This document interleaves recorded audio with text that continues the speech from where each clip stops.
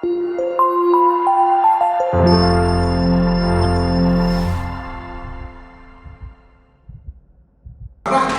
predict the response of the people.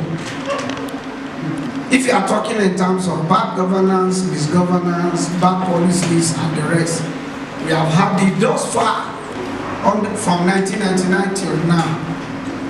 But why the military have not struck is because they are afraid of the response of the people. And why are they afraid of the response of the people? Because they know that they are no longer in monopoly of a weapon. So it's not the generosity of the soldiers that they will not done. These days that even army barrack is under siege, police barrack is under siege, custom is under siege. See many of the social media clips where arms that even the bandits are branded is more sophisticated than the soldiers. Or the one that Boko Haram is using to propel evil. You've also seen it. So that's why we must take this topic and these are gathering very, very serious. And we need it to protect all the critical stakeholders. And who are the stakeholders? Number one, the INEC officials and their personnel. Recently, they made a snappy one on the chairman of INEC. If not for civil society, you know that the INEC chairman by now will have either be in detention or it will be a different ballgame. And who went for him? State agent that doesn't have the power. They even went as far as going to court to secure a court order. But thank God for the judiciary that denied it. And then that also brings me to the recent judgment by Supreme Court. Do you know why the governors rush to Supreme Court? It's not because they love you or me. It's because the vote buying thing is going to be reduced if they don't have access to diluted money. So let nobody over celebrate the court order that they have gotten.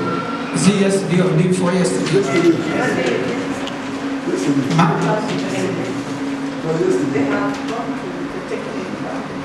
Yes, it will still be what they want to do is still make the process and why it lasted depending for any party, but these are reality. But in other states also, we also have governors that are controlling the informal armed people that can be unleashed on the people. So my topic is very simple. It's about presentation on what? On peaceful and violent-free election. So from the picture I've painted, do you think we can have peaceful election? Do you think we can have violent-free election? The answer is yes and no. Yes to the import that you and me played our critical role.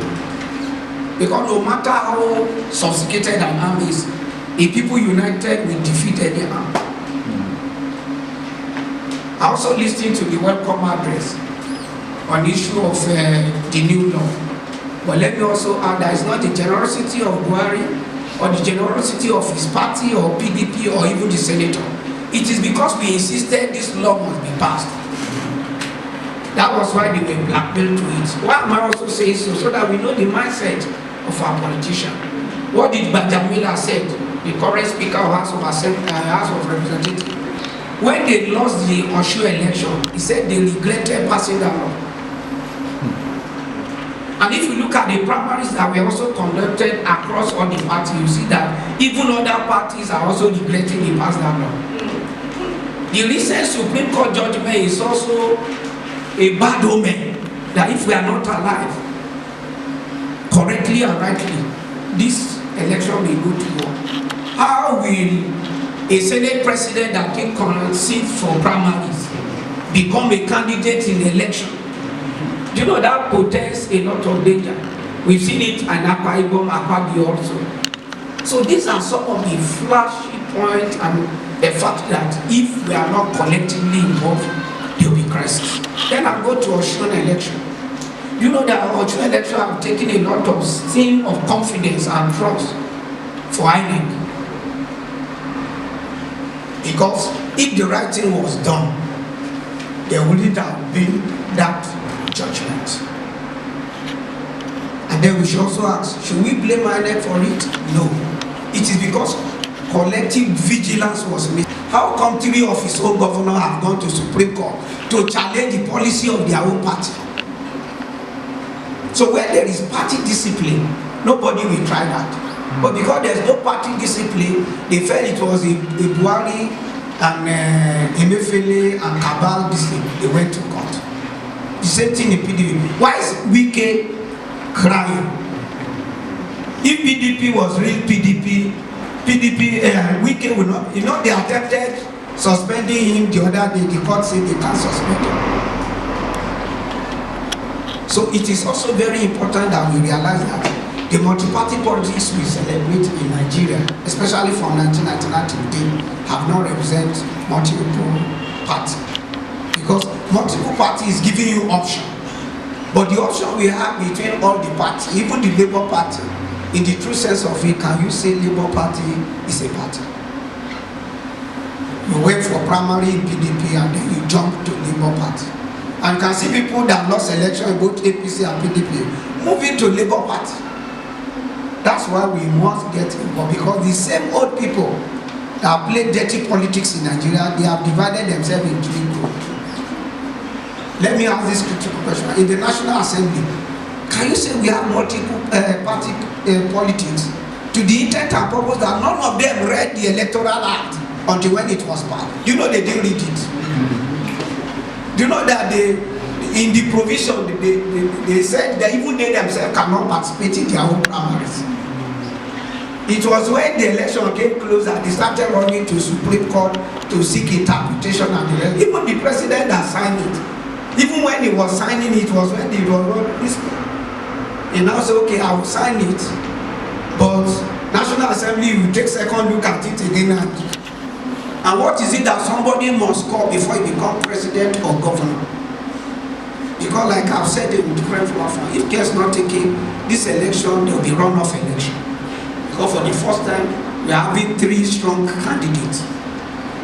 So if at the first voting, if we don't have a clear cut as provided for in the Electoral Act, we'll go for the second ballot. But you know that if people are not properly educated, they can take to one and say, our candidate won, why did you not give it to him? So it's very, very important that we escalate the provision of the Electoral Act. And then secondly, we must be able to also engender the interest of people in the electoral process. Allow people to have confidence and trust in the electoral process, the intent and purpose that they come out massively and partake in this election. Don't allow what happened in Osun to draw it proper. It is even good that the Osun case came up and we've seen the judgment. So let's now stand on that judgment and use it as a tool of advocacy to ask INEC to do the needful, to ask the political party to do the needful, to ask the agent to do the needful. Do you know the solution to that?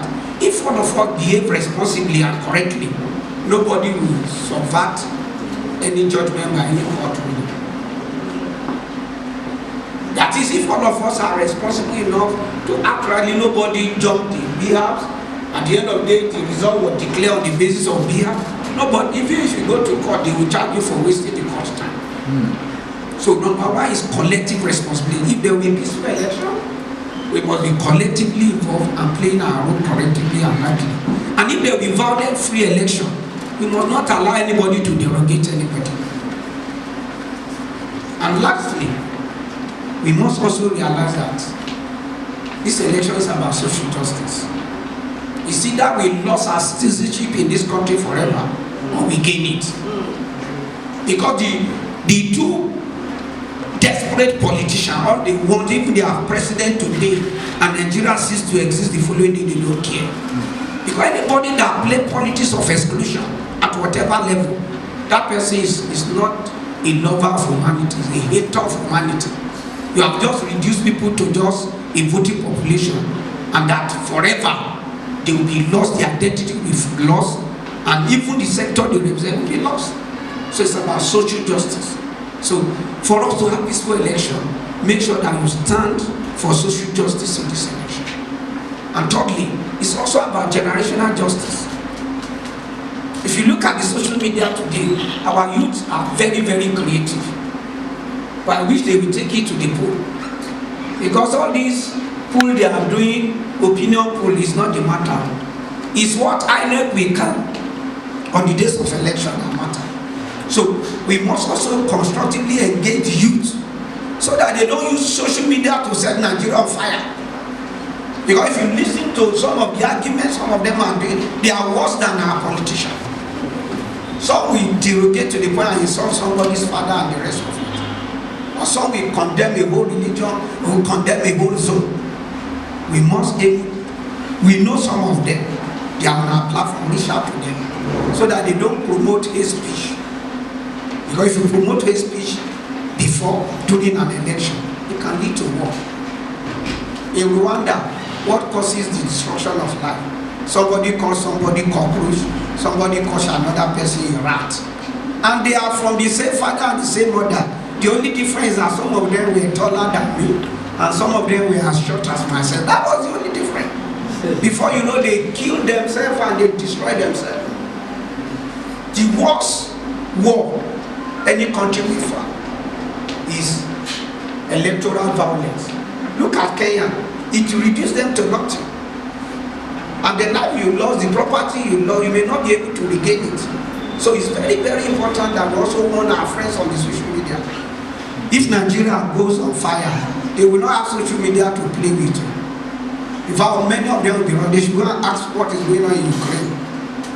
So it's very, very important. But let me also add is that the act of vote buying and vote selling is in itself not an antidote. What will I use? What adjective will I use? A promoter of non-peaceful election, a promoter of non-credible election, a promoter of not having the best party or the best candidate winning. And at the end of the day, all of us will suffer. Permit me to conclude by saying that the book of Psalm 28 verse 3 says something. He said, don't draw me out with the wicked. And I wish this will be our prayer as we go into this election. Don't allow anybody to draw you with wickedness by promoting any form of mischief that will reduce anybody to a second class or a third class citizen in this country, not just for the office of the presidency. I've listened to, but sometimes it's double speaking. You say you are fighting Atiku because he didn't give the slot to the South. In Benue, the Idoma, they know human being. You see, these are critical elements. That's why we must not take this politician by what they say. If you are fighting it at the national, do it in your own state level. Let an Idoma person also aspire to be governor. And we've seen it. Let me tell you, I was at the conference. In 28 states of the 30 states of Nigeria, do you know that some people have been excluded in party policy that they cannot even get a chairman of their local government? In Niger State, the minority conspire against the majority. And you know that that's also a dangerous precedent. So any electoral process that does not promote inclusiveness, we cannot say that that election is credible, free, and fair. Because an injustice to one is an injustice to all. And the language of injustice is dominant. It's about calling people what they are not. So let me raise this case and also say that you cannot also get leaders that will promote peaceful election if in their acts, if in their action, both in the open and in the public, they don't represent peaceful coexistence. And it's very, very clear.